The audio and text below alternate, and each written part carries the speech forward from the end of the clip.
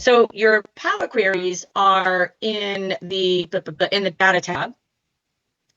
And basically a Power Query is basically taking data, and you can actually import data from another spreadsheet as well to do comparisons, to draw in specific, extract specific data that you're looking for. So in the data tab, so think about, right, that data tab, it kind of makes sense. Your Power Queries are right here. So, and then you have this is where I found that, the what if analysis, this is where that is, and your forecasting. So this is another feature that's AI-like features in Excel that can forecast based on the data that's in this spreadsheet currently. So I don't use it a whole lot myself, but if I click on the forecast, this is what it's doing. So it's basically taking the data that already exists, so up to 2025, March of 2025, and then it's giving you some different scenarios on where the data could go after that. So again, based on the current data, this is where we see your sales going for the next period. And this one is from like March to like September of 2025, April to September 2025. So these 3 lines here is basically saying this is kind of the low ball forecast. This is kind of what we think is going to be pretty much on target. And this is the best case scenario of where we think your sales could go. So you're looking at 3 different, strings of data of what the projection might be. So cool, huh? Nice to know what's there. Not going to get into it too much. But again, if you want to learn more about how to create reports on forecasting, then get to YouTube or take our class, because Kristin goes over this too. The thing about the class is that it's obviously live.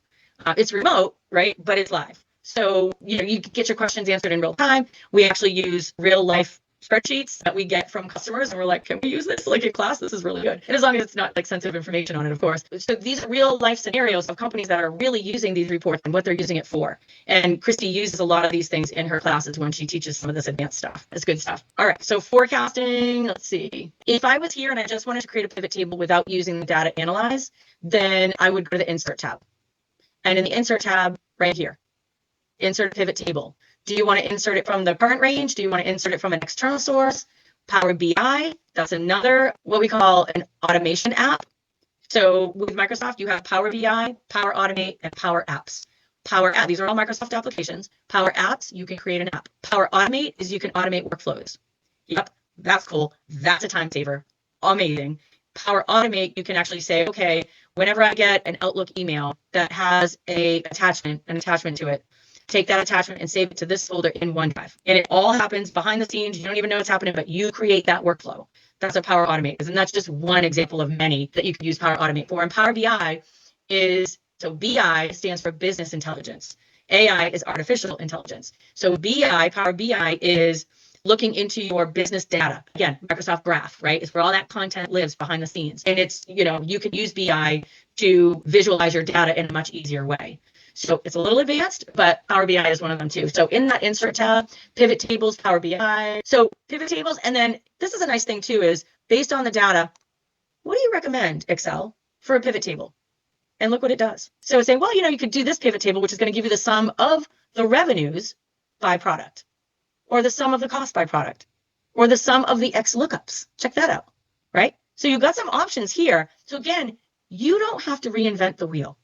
Right? You don't have to think a whole lot. I mean, you do, but you have to know what data you're trying to extract. But it's this is giving it to you. So this is a little bit of kind of AI-like features in Excel is the recommended pivot tables, right? Sum of revenue by product, average, give me the average of each. As you click down each one of these, it's giving you some different scenarios. And then you can choose to create a blank pivot table if you want. You can change the data source down here.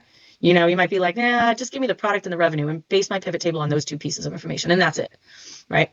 And how would you do that? You would select.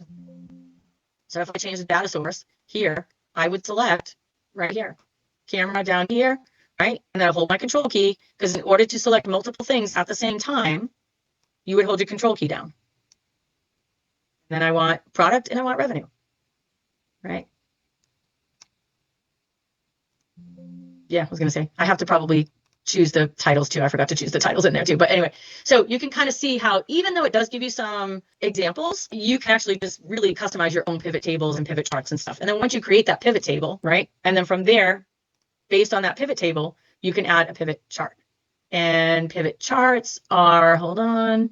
Yeah, recommended charts right here. So you can do a pivot chart and just boom.